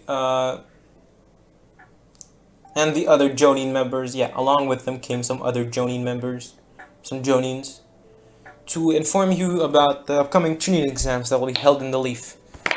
Now, the Hokage has invited us to participate, and you know, we don't have a lot of Genin teams, but we have quite a few good ones. And whoever feels that the Genin team is ready for the Chunin exams, please raise a hand. And you know, Aoi, who's the team leader for Akari, Chojuro, as well as the random dude, he raises his hand along with others from the Mist Village, who I don't care about. And you know, Naruto was trying to quietly get out the room, and you know, that's when Mei says, "Ah, Naruto, where are you trying to go?" And you know, Naruto's like, "Well, you're talking about the Chunin exams. I'm not really needed here." And Mei is like, "Oh, that's where you're wrong, Naruto. You'll be coming along as my personal Anbu escort." And, you know, Naruto's like, "Oh, okay, sure." You know, you might think that, you know, people will be like, why is this outsider gonna guard our Mizukage? But during this time, people in the Mist have heard about this legendary Red Devil who's a Mist Anbu, and they all love and respect him. And the Jonins know his identity and know about his sad past. So you know, they all respect the kid, and you know, they all like him. So the whole Mist parade heads out for the Chunin exams. And, you know, they arrive at the gates, and the two eternal Chunin guards greet them and say, "Oh, Lady Mizukage, welcome, welcome. Lord Hokage is waiting for you at his office." And, you know, Naruto, under his mask, is very, very nervous about coming here since he doesn't want to be here. And, you know, Mei calms him down. He's like, "Don't worry, Naruto, nothing will happen to you. Forget about the past. Live in the present." Oh, damn. I just made that quote up now. Damn. I'm like a quote machine. Whoa. But, you know, Naruto breathes in, breathes out, says, "You're right. You're right, Mei. You're right, Lady Mizukage."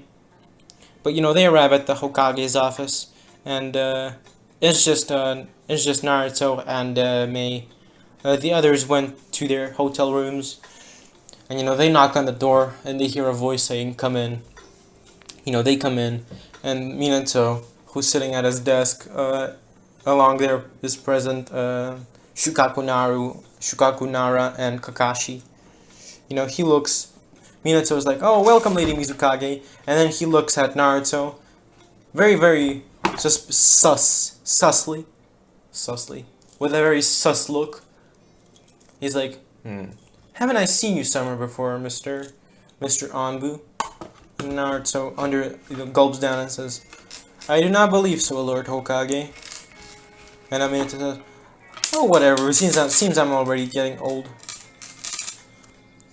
You know, Mei's like, "Oh, whatever, Minato. Tell me, why did you call? Tell me what's up."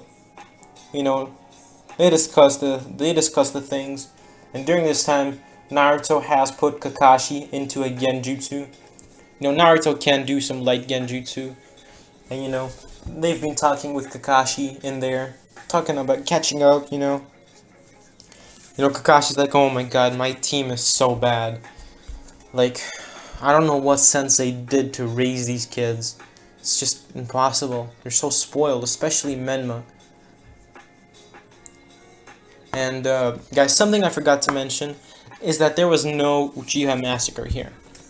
So, the reason that there wasn't any Uchiha massacre is because Minato is the Hokage. So, yeah. Uchiha are alive and kicking, meaning that Itachi isn't part of the Akatsuki. Itachi is a Jonin of the Leaf. Actually a member of the police force, known as the Genjutsu Killer, whatever. But you know, after an hour of discussions, you know, Mei and Naruto leave, and you know, we cut to the Chunin exams. Nobody needs to know about these. It all went as canon. Just imagine Mist Village being there, and Naruto and Sakura being replaced by Menma and Ayumi. Yeah, what we need to know, basically, when it's Sasuke versus Gaara, which is as canon, Mei has already had her fight, and she won against Ayumi, and Menma lost against Chojuro. Yeah. But you know, it's Sasuke versus Gaara, and Gaara goes berserk again. And when Shukaku gets unleashed, the Genjutsu gets, you know, released as well. And that's when Orochimaru appears out of the Kazekage and immediately attacks the Hokage. You know, Mei sees this, and you know, she's like, why the hell should I get involved? I mean, it's his village. It's the Hokage's village. It's his responsibility to protect it and be aware of the security. So I just need to stand back and watch. You know, Naruto was there and was immediately ready to protect the Kazekage, but Mei says, Naruto, he's like, Devil, you know I'll be fine. Go protect Akari. And you know, Naruto just disappears immediately and goes to protect Akari with Chojuro and the teams. And you know, he's just fighting Sound Ninja, reversing their fingers, cutting their heads off, sending a lightning bolt at them. Oh my god, Naruto's just doing a bloody massacre. But you know, at one point the Shukaku just randomly disappeared, and you know, what really happened was that the Akatsuki quietly sealed Shukaku away this time. You know, the Akatsuki members are all canon, except Itachi isn't there. It's just some random other dude who can use Genjutsu, who we do not care about. Or do we? But no, we don't, actually, no. Not gonna do that much foreshadowing. But you know, Orochimaru sees that Shukaku has randomly disappeared. He's like, who could have done that? It's probably those Akatsuki. Or whatever, I need to retreat. Minato is strong after all. Much stronger than Sarutobi Sensei. And, you know, Orochimaru retreats without his hands getting sealed and all that. And you know, this time he has placed a mark on Sasuke as well. This time because Sasuke is power hungry, because he wants to surpass his older brother Itachi. Yeah, Sasuke's that dude. Sasuke is not that guy. He's not that guy at all. Wow, so creative with the memes. But you know, Minato appears in front of Mei, and he's like, "What the hell, God? What the hell, Mizukage? Why weren't you helping?" And you know, Mei is like, "Why did I need to involve myself in this? It's your village. It's your responsibility. I was just here to spectate my teams and how they did." And, you know, Minato like grunts his teeth, and he's like, "Where the hell did Shukaku go?" And Mei is like, "Oh, I don't know. Where could he have gone, Minato?" You know, Minato looks at Mei with a very suspicious look, but you know, she shakes it off. And you know, the whole thing is over, and the Mist group do go back to the Mist Village. And after a week of resting, you know, Naruto tells Mei and Akari and the rest of the Chojuro and Aoi, who he's friends with, that he's planning to go to the summoning world. Yeah, to go reverse summon no jutsu. And you know, they all agree, and they wish Naruto good luck. Naruto does the hand signs and disappears in a puff. That's where I'm gonna leave part 2 of this movie off. Yo everyone, this is part 3 of the movie. Hopefully, not hopefully, it's probably the last part. Let's go. So, after Naruto did the hand signs, he woke up in a pure white room. You couldn't see any walls, no floor. He was just floating in white space. And you know, he stands up and he sees a floating man with brownish pinkish skin, and horns, and a beard, goatee. And, you know, Naruto asks, "Who are you? And where am I?" The grandpa, the old dude, says, "Calm down, boy. Let me explain everything. My name is Hagoromo Otsutsuki. As many know me, I am the Sage of the Six Paths." Naruto says, "The Sage of the Six Paths? I thought you were just a legend, but if you are the Sage, what am I doing here?" Hagoromo then says, "Calm down, let me explain everything.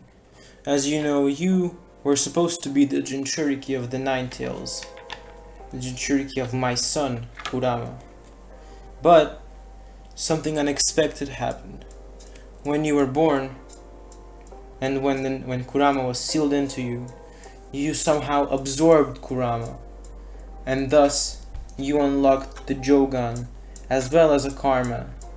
But because you absorbed Kurama, but didn't kill him, your karma is special. Yours doesn't have any other will in it. This technically means that because Kurama was an Otsutsuki just like me, because he was my son and a part of the Ten Tails, this means that you are also part Otsutsuki, and in hand you're also partly tailed beast. But not really. Let me tell you something about your karma. Your karma is Sage Mode itself. It is the embodiment of what Sage transformations should look like. Nothing can top it. No summoning Sage Mode is better than it. That is why when you go to your summoning world, you will train with your summon to improve upon your karma. Believe me, the first stage you have unlocked isn't the maximum capacity. There is much more to be discovered about your abilities. You will need this ability. You will need all of these abilities to face an upcoming threat." "What threat?" said Naruto. "You shall find out upon your return from the summoning world." After that, the Sage of the Six Paths fades into nothingness, and Naruto blacks out again. He then wakes up in a sort of like a forest field, and you know, he looks around, sees that on one side there is a very dense forest, and on the other there is a little there is a giant cave. You know, Naruto's looking around. He's on guard because he doesn't know what might happen. But then a wolf comes out of the cave. Now, this wolf is this wolf. Yes. So this wolf comes out of the cave, and this wolf asks Naruto, "Human, how did you get here, and who are you?" Naruto then replied, "Well, I used the reverse summoning jutsu to get here, and my name is Naruto. I came here to train with you and form a contract." The wolf then says, "Very well. Come with me. We shall go see the elder." You know, they go to a cave. They go into the cave, and there is a lot of hallways in there. And so, you know, they arrive at the elder's room. So it's a giant open space with a throne, and you know, the elder sits there, and the elder, it looks like this. This is the elder. This, my friends, is one of the sickest things I've ever seen. Like, this is cool. It's cool as hell. But the elder is sitting there, and you know, when he saw Naruto, he says, "Ah, the child finally came. Finally. The one in the prophecy. No need to say anything, child. I already know what you're here for. I talked with Hagoromo about it a long time ago, and we shall train you. We shall train you in wolf taijutsu, boost your ninjutsu, as well as help you with your, as Hagoromo called it, karma seal."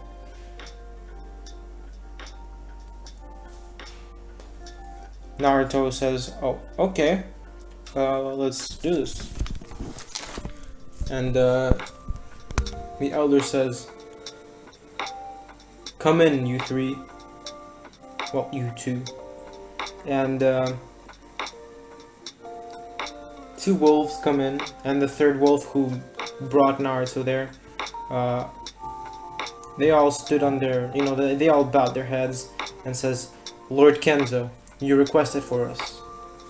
And Lord Kenzo is the elder, as you can see. And so, Lord Kenzo says, "Naruto, meet my 3 underlings. Mori, he will train you in taijutsu. Makoto, he will train you in ninjutsu, as well as Ichiro. He will train you in senjutsu as well as be your personal summoning, but you can summon any of us, wolves, anytime you want. You will train here for 8 years. Does that sound okay?" Naruto says, 8 years? But that's so much. I wasn't planning on doing 4 years. The elder, Lord Kenzo, then says, "It's alright, child. Time flows differently here. While in our world, 8 years will pass, in yours, only 4. Your body will grow according to the real world as well." And thus the training begun. Now we do my beloved time skip of 4 years later, or 8 years later, whatever. Naruto is in the big hall where Lord Kenzo is at, as well as the 3 other wolves, Mori, Makoto, and Ichiro, who trained him. They're all bowing down their heads, and Naruto speaks. "Lord Kenzo, I thank you for the opportunity to train and form a contract with you. Unfortunately, it is time for me to go."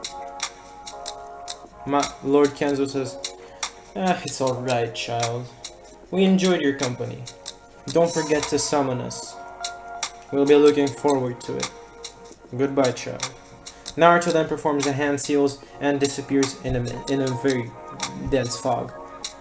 So, he wakes up in a sort of a forest, and he realizes that he's at the border. He's like really close to the gates of the hidden mist village. So he goes there, but when he enters the village, it's very weird because there's no guards, there's no shinobi running on the roofs. It's very quiet, very, very quiet. And, Naruto has his mask on, and as well as a cape that says "First Sanin of the Wolves," First Wolf Sanin. And, he has his mask, Anbu mask on. And, he's walking around the village, and, he hears people say, "It's the Red Devil. He came back. He probably doesn't know what happened. Someone needs to tell him." And, Naruto keeps hearing this, and he's like, what might have happened to cause all this? And, he does see that some of the buildings are a bit banged up in the village. And, it's very weird.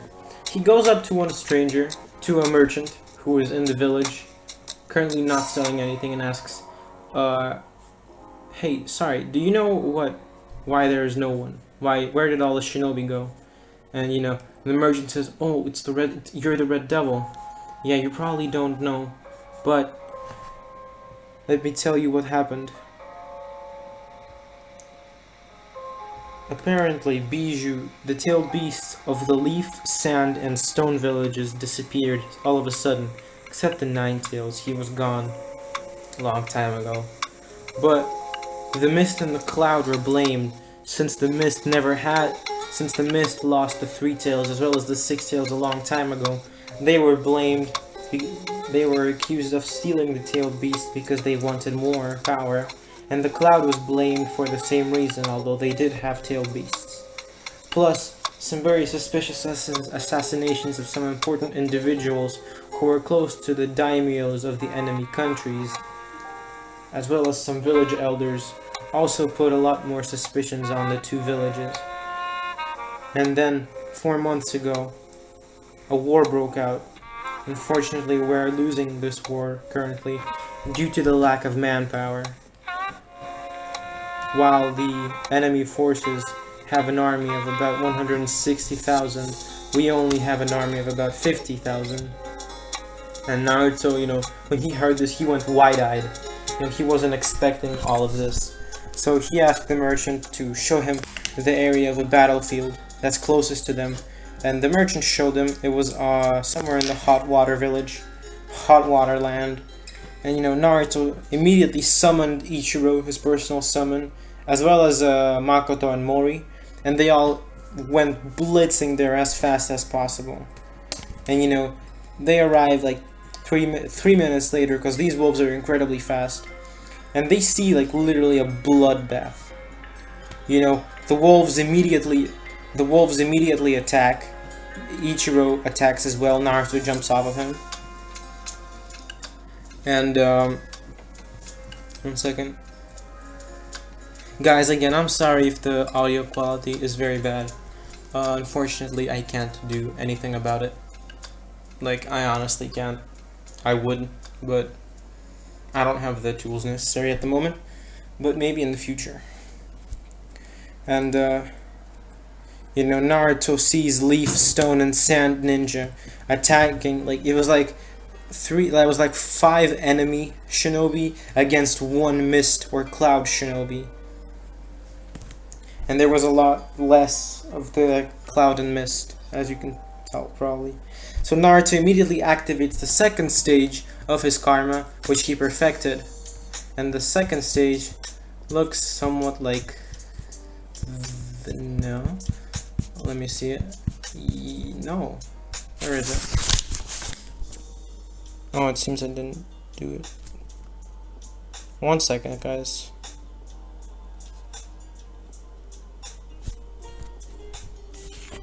Yes, this is how the second stage looks. It's just the first stage, but it lights up in red color. It's a lot stronger, like a giant power boost. And so he activates this mode, and you know, he immediately activates the JOGAN as well and starts reversing people's heads, bodies, legs, everything. You know, the enemy's bodies just get severed into 2 or 3, whatever. He summons giant weapons, swords, starts, you know, slashing, massacring everyone, throwing kunais with explosive tags on them, just causing a bloody massacre. And you know, the enemies as well as the allies, they all realize it's the Red Devil. You know, the allies are like, he's come to save us. We have a chance. You know, the enemies are scared, trying to run away. But in the end, it's all pointless. Naruto and the wolves single-handedly defeat a battalion of about 3,000 men. And you know, the Mist Shinobi who got a boost of morale defeated the other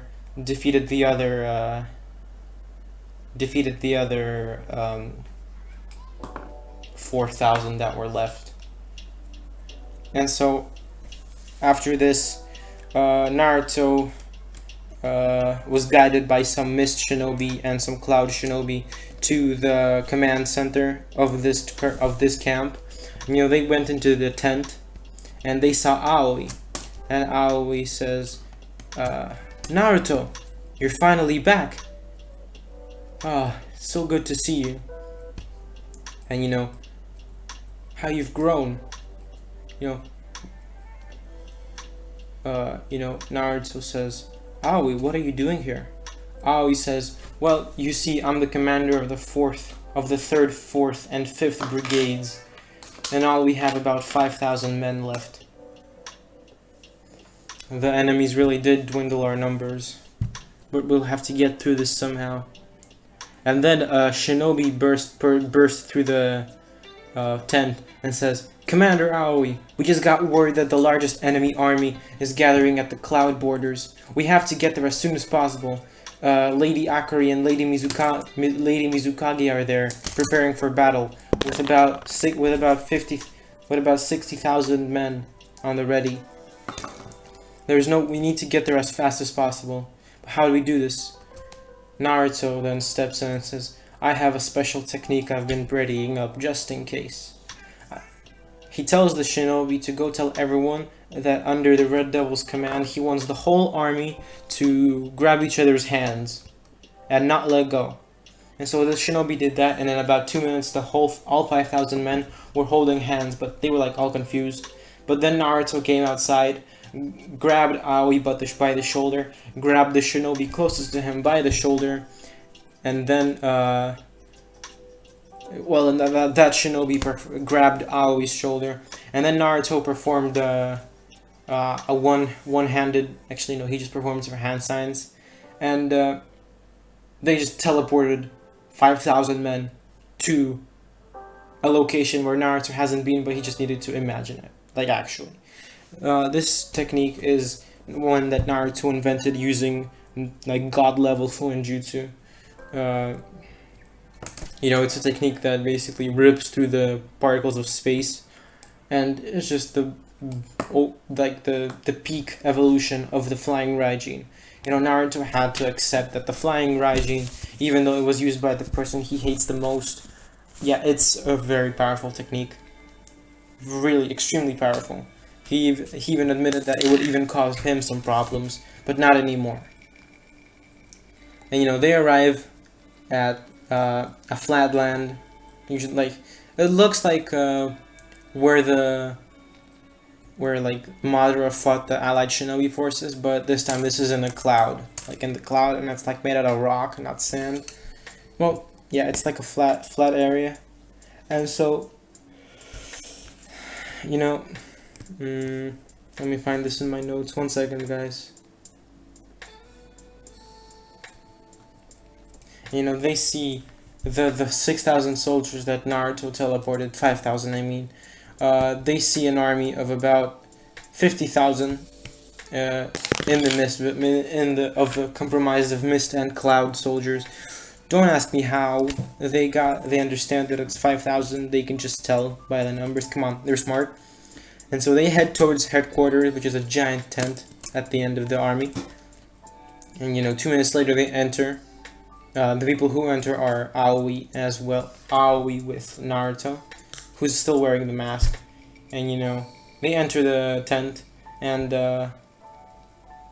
you know, while they're going towards the tent, they see people around them, like the shinobi around them, say like, "Oh my God, it's the Red Devil! He's here! We have a chance!"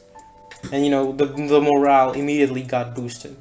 And you know, they enter the tent then, and they see Mei the Mizukage, Raikage A, Akari, Chojuro, B, Killer B, as well as Samui. And you know, Akari, as she sees who came in, says, "Naruto, it's you!" And you know, she goes up to hug him. Naruto hugged her back. You know, Mei says, "Ah, if it isn't the Red Devil, you're finally back, Naruto. Good to see you." The Raikage then says, "So he's the Red Devil. Interesting." And then B asks, "Hey yo," well, he just says, "Hey yo, nice to meet you, bro. Are you by any chance the Nine-Tails Jinchuriki, yo?" Oh my God, my B impression is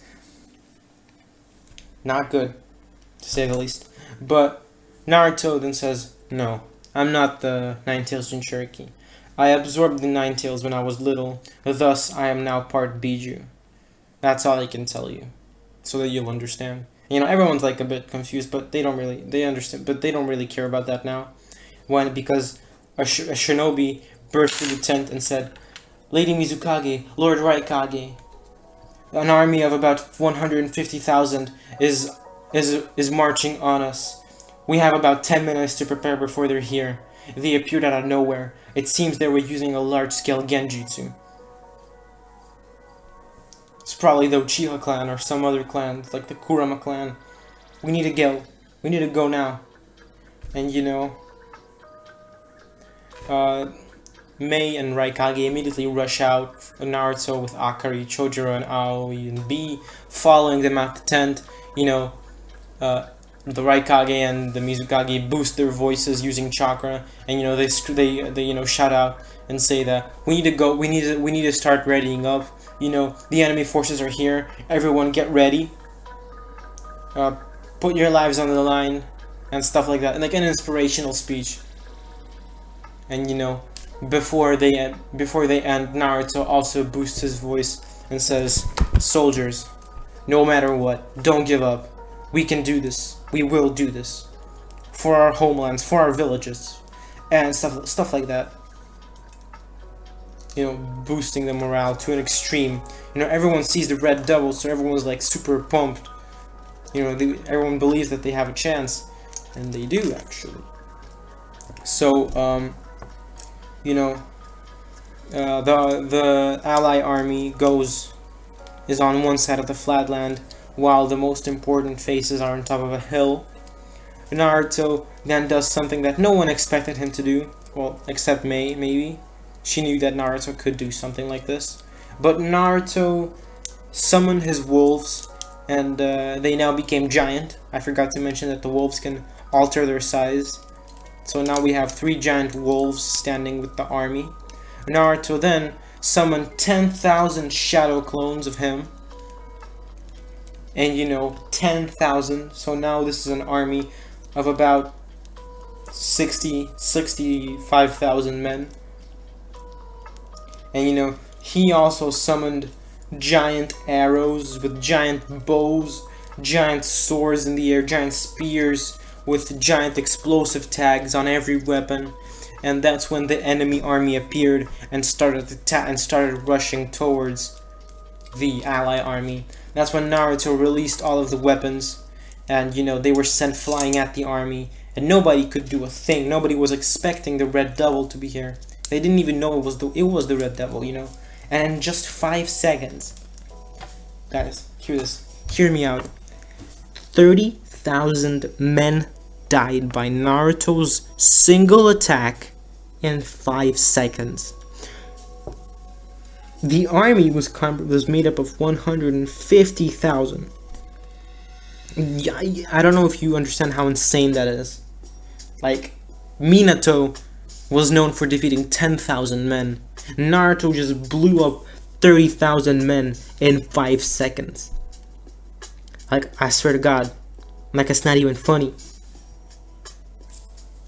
And so, you know, the Mist and Cloud soldiers, they saw what just happened, and the morale is boosted to like 1,000,000,000%.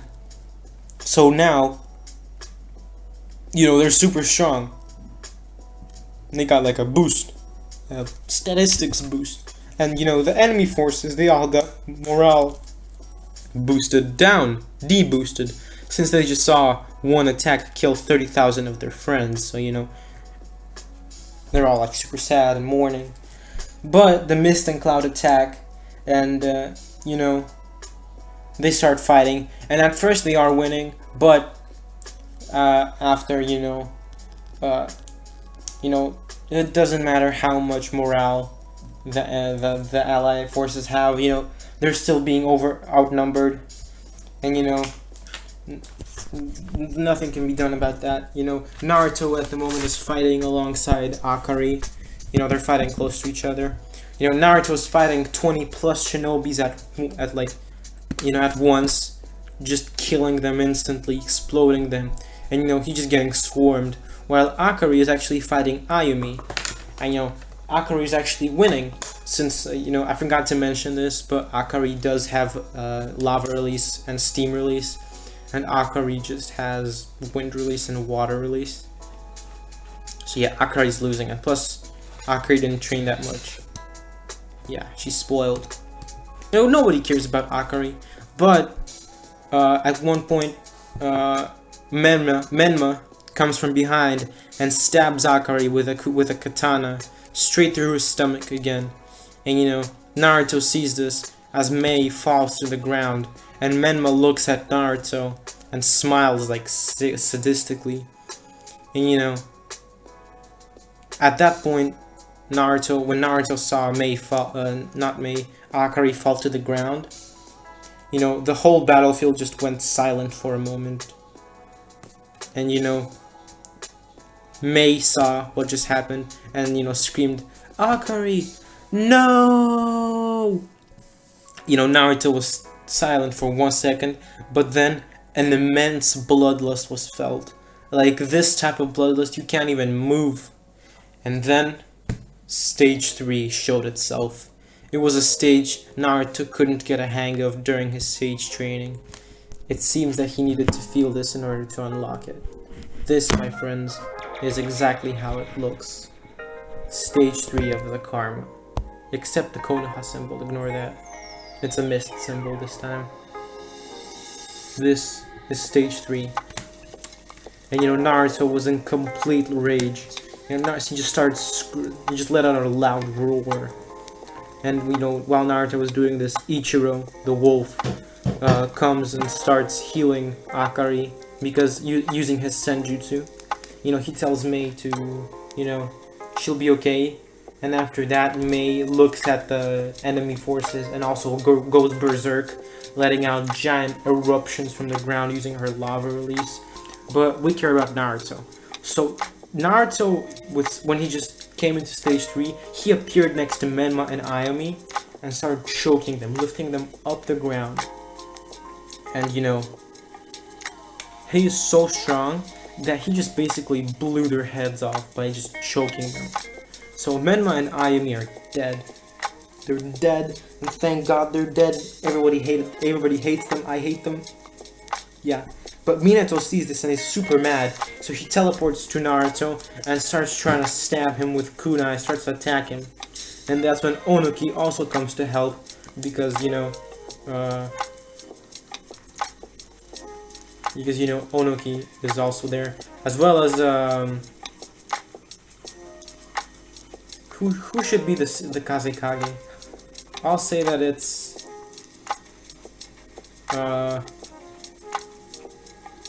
Temari. Yeah, Temari is the Kazekage. So she's also there. But, you know, Temari just gets one-shotted straight in 1 second. You know, while Naruto's fending off Minato's and Onuki's attack, he just sends out a red blade straight through Temari's skull. Sorry, Shikamaru, but no happiness for you, my boy, I'm sorry. But, you know, he keeps on fighting Onuki and Minato. You know, Onuki sending out particle-style attacks. Naruto just keeps repelling them with a reversal. You know, at one point he even sent the particle cube back at Onuki, and this cut off Onuki's leg. He then reversed Onuki's 2 hands, causing him to fall to the ground. Minato looked at Onuki falling, and you know, he forgot to look at Naruto. That's when Naruto sent a lightning blade straight through Minato's shoulder. After that, he pulled his hand down, basically severing Minato into two pieces. Minato is dead. Onuki is still alive. Naruto comes closer to Onuki, and what does Naruto do, you might ask? Naruto summons a giant staff and just puts it on Onuki. This basically makes Onuki into Pancake Onuki. So all the enemy Kage are dead. You know, and in the process of Naruto fighting the Kage, he was also fighting the Shinobi Alliance. You don't get how crazy this is. Naruto, in a span of like 20 minutes, killed 100,000 men and 3 Kage of 3 great villages. Like, oh my god, like, I'm making a what if, and I am sweating. Like, this is just insane. 100,000 men. You know, meanwhile, Mei and A combined killed 10,000 men, and the ally army killed 10,000 men in total. So basically, the enemy army of 150,000 was wiped out, with Naruto killing 130,000, and the rest of the people killing 20,000. Yep, that's how insane Naruto is. He killed 130,000 men in less than an hour. I don't know if you understand how overly insane that is. Like, guys, I've tried my best not to make Naruto too overpowered. Like, I was about to give him 25 chakra chains, unbreakable. I was about to give him a dragon summoning. I was about to give him fire style with lightning style. So, like, this isn't the most OP Naruto could have been. So they still understand. And Naruto is still in stage 3. He hasn't even run out of energy yet. Not even close. But that is when Toby appears. Toby doesn't appear by himself. He appears with Madara next to him, as well as the Ghetto statue. Then Toby performs some hand signs, and the Ten Tails appears. You know, Toby summons the Ten Tails, and the way that he got the Ten Tails is that he used a part of a bee that he got a while back while Naruto was in the Summon World, as well as Ginkaku and Kinkaku's part of the Nine Tails. So, yeah. You know, Naruto does something that no one expected, not even Madara and Toby, nobody, not even the Sage of the Six Paths who's watching. Naruto, using Senjutsu, created a giant avatar of himself. Basically, imagine a giant version of this, the size of the Ten Tails. And you know, this giant version of Naruto had a mind of its own. So this giant version summoned a giant executioner sword. You see the mention there? He summoned the giant executioner sword and coated it with red lightning. And it started fighting the Ten Tails. But the more important battle, or not really, was Naruto, who just got in, who went down back to stage 2. Versus Madara and Toby. And Madara and Toby are still at normal level. You know, there aren't Sage of Six Paths. But this fight is still insanely easy for Naruto. Like, despite him being a bit tired, Madara is no match for Naruto at the moment. Like, Madara just doesn't have the techniques.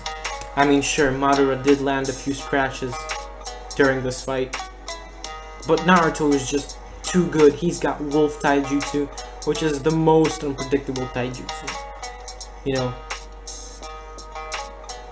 guys, this is just insane. And before I continue on with this fight, you might be wondering where Guy and Kakashi are.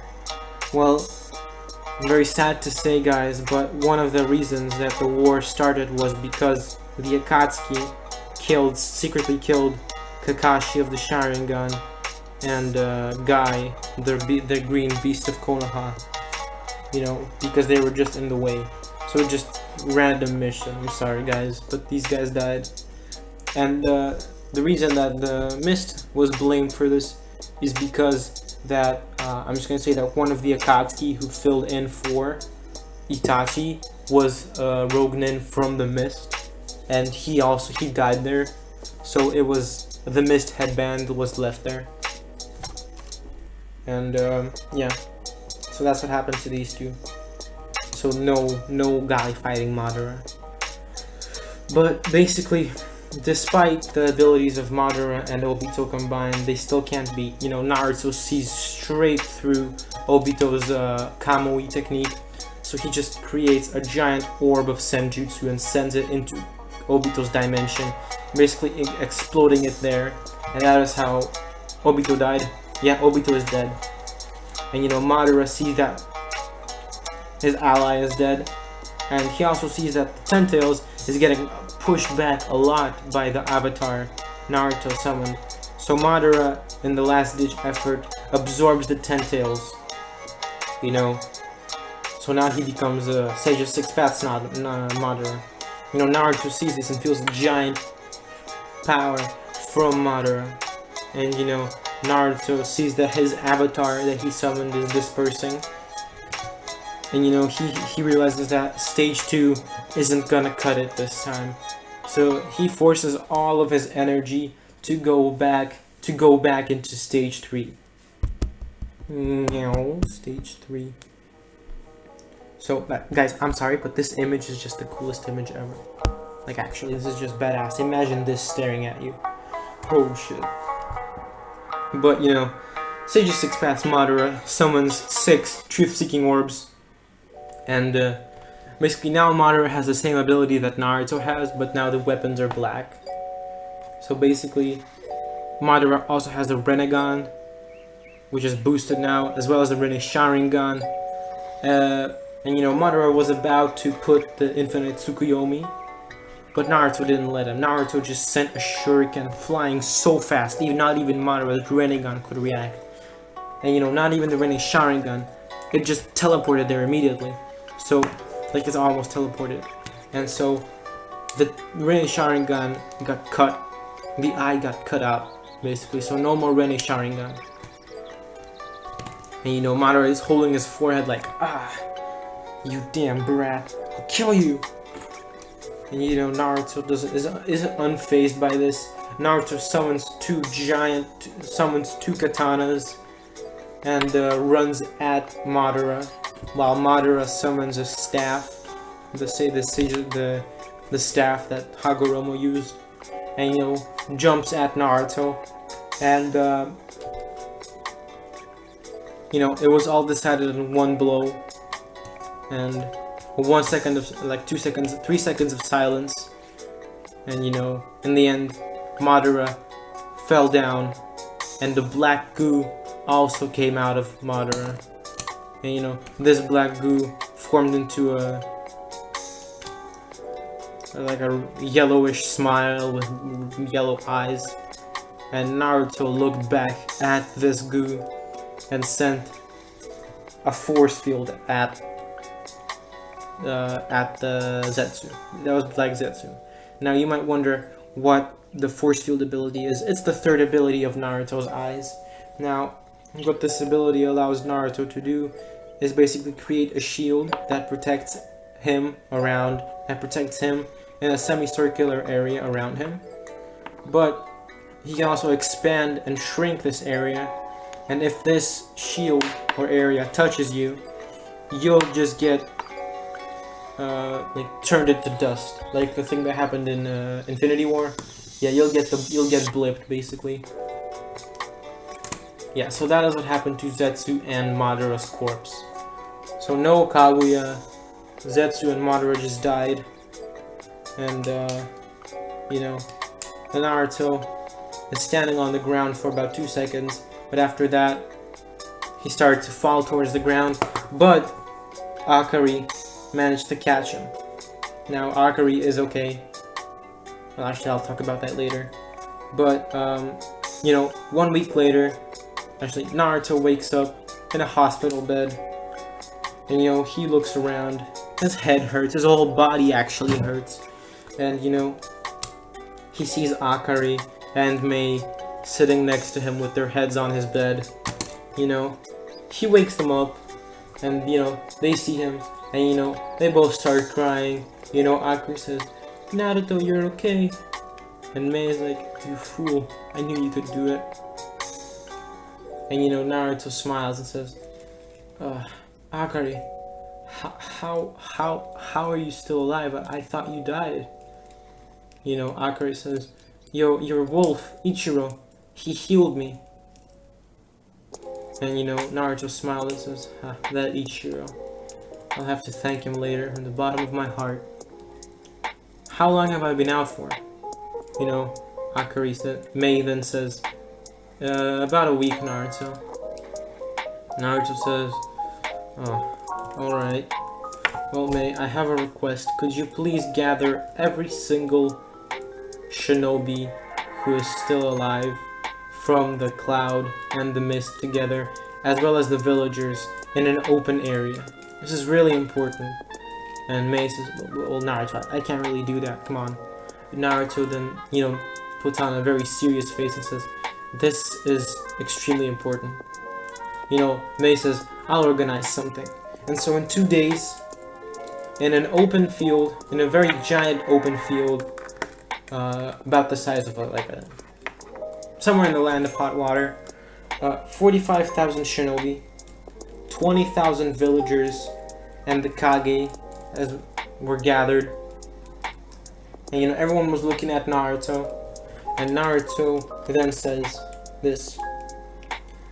He says, "Everyone who is gathered here today, The reason you are here is because there is something important I need to do. As you know, after this war, this land is not suitable for our survival anymore. And I'm sure you understand this. There are still a lot of rogue ninjas running around, and I'm sure that we didn't kill all of the army of the enemies. So I'm sure they'll want revenge. What I want is peace. And peace will not be attainable in this land. What I want to do is send us all to an alternate dimension, which I created by myself, using the power of my eyes a few years ago. This dimension is smaller than this world, than this continent, but it looks exactly the same, with the same wildlife, and believe me, it'll be big enough to fit us all, and even more. And the good part about it is that it's expandable. So what does everyone say? Let us all go there and start a new life, full of peace and prosperity. You know, everyone thinks about this for a second, and then everyone, you know, shouts out saying, hell yeah, let's do this. So Naruto performs his teleportation technique again, and teleports everyone to a new dimension. And that is how everyone starts a new beginning. Now, to end this movie off, we do a time skip of 3 years later. No, not 3. Well, Naruto came back from the summoning world at 16, so 4 years later. 4 years later, we see a scene of Naruto and Akari coming out of a building with 2 newborn babies, 1 boy and 1 girl, one with red hair, the other one with black hair. And it's a happy ever after, no more sad events. This is the end of the movie, guys. I really hope you enjoyed this. I know this movie might not seem the most impressive, not the longest, but this movie actually took me a really long time to put together and create a script for you guys. And I hope you enjoyed the events, the characters. I honestly worked really hard on this, so I would really appreciate it if you would just hit the subscribe button, click the bell icon to turn on notifications to be notified whenever I post a new video, as well as please click like and post a comment of future ideas you would want me to do, and also suggestions you would want to give me on my storytelling and what if creations. Hope you enjoyed. Have a great day, night, or whatever.